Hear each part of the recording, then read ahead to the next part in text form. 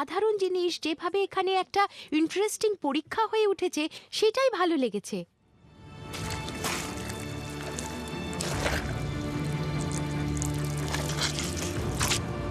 আমার কাছে এটা একেবারে অভাবনীয়। আমি ভাবিনি যে ওগুলো ভেজা কাপড়টার অত কাছে থাকবে। আমি ভেবেছিলাম জলের ফোঁটাগুলো চারিদিকে ভেসে বেড়াবে। আমার সারা হাতে জল লেগে গেছে, কাপড়টা থেকে বেরিয়ে এগুলো আমার হাতেই রয়ে গেছে। তাহলে স্পেস স্টেশন সায়েন্সের নামে এখানে ঠিক কি হচ্ছে? পৃথিবীতে আপনি যখন কোনো ভেজা কাপড় নিংড়ান তখন ওটার ওপর চাপ দেন, সেই চাপে সমস্ত জলের অণুগুলো ভেজা কাপড় থেকে বেরিয়ে আসে। আর আপনি এটা করলে বাকিটা মাধ্যাকর্ষণ করে জল টেনে মাটিতে ফেলে দেয়। ইন্টারন্যাশনাল স্পেসে জল কার্যত একেবারে ওজন শূন্য। ওখানে ওগুলো মাটিতে পড়ে যায় না, ভেজা কাপড়ের গায়েই লেগে থাকে। অদ্ভুত না? আর যে কারণে জল পড়ে যায় না বা অন্য কোথাও ভেসে যায় না তাকে বলা হয় সারফেস টেনশন। আসলে জলের অণুগুলো বিপরীতমুখী চার্জের জন্য একে অন্যের সাথে লেগে থাকতে চায়, আর ওখানে মাধ্যাকর্ষণের মতো অন্য শক্তিও নেই যা ওদের টানবে, ফলে ওরা খালি ছড়িয়ে পড়ে কিন্তু একে অন্যের সাথে লেগে থাকে। এতেই প্রমাণ হয় এমনকি মহাকাশেও কাপড় চেপার কাজটা বেশ আকর্ষণীয়। क्या हाल है? मेरा पैर ডাউনে আবার আপনাদের স্বাগত জানাই। আমরা ফিজিক্সের নানান বিচিত্র দিক দেখলাম, ন্যানো টেকনোলজি থেকে শূন্য থেকে বড় হয়ে ওঠাও দেখলাম, কিন্তু 3 নম্বরে যেটা রয়েছে তার জন্য গোয়েন্দা হওয়ার দরকার, কারণ এটা খুবই রহস্যময়।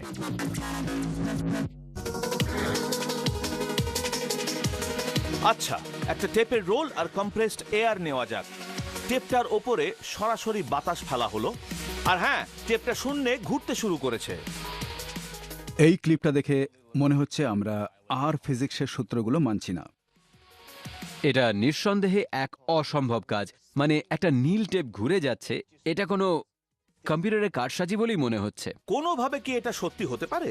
প্রথমবার দেখে এটাকে আমার ধোঁকা বলেই মনে হয়েছিল, কিন্তু যত বেশি আমি এটা দেখতে থাকি তত বুঝতে পারি যে এটা আসলে একটা আসল জিনিস, আর এর মধ্যে সত্যিকারের কিছু ইন্টারেস্টিং ফিজিক্স আছে। তাহলে এই অসাধারণ এফেক্টটা হচ্ছে কি করে? এখানে ফিজিক্সের দুটো এফেক্ট আছে। প্রথমটা হচ্ছে যখনই কোনো দ্রুত গতির ফ্লুইড একটা কাভার্ড সারফেসের উপর দিয়ে প্রবাহিত হয়, এটা একটা আকর্ষণ ক্ষমতা জন্ম দেয় ওই ফ্লুইড আর কাভার্ড সারফেসটার মধ্যে, আর আকর্ষণের এই শক্তিটা বাতাসের স্তম্ভটাকে টেপটার সারফেসের চারিদিকে পাঠিয়ে দেয়, ফলে ওটা টেপটার ওপর দিয়ে নিচের দিকে প্রবাহিত হয়।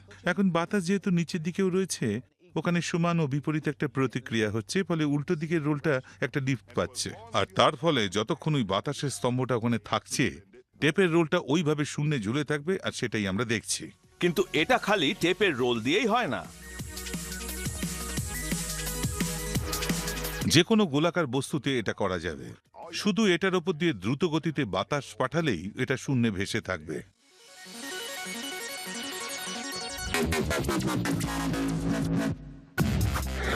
যখন টিম জোন্স প্রতিদিনকার কাজে ওকলাহামার বরফ শীতল আবহাওয়ায় বেরিয়েছিলেন, ওনার হঠাৎ ঠান্ডা লাগায় উনি মুহূর্তের অনুপ্রেরণায় এক খণ্ড বরফ নিয়ে যা করেন তাতে আমাদের এক্সপার্টরা বিজ্ঞানের উত্তাপ দেখে চমকে ওঠেন।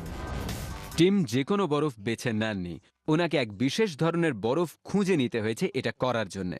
এইটার মতো উনি এমন বরফ খুঁজে নিয়েছেন যা এমন স্বচ্ছ যে আলো ওর ভেতর দিয়ে যেতে পারে, আর তারপর উনি ওটাকে লেন্সে পরিণত করেন।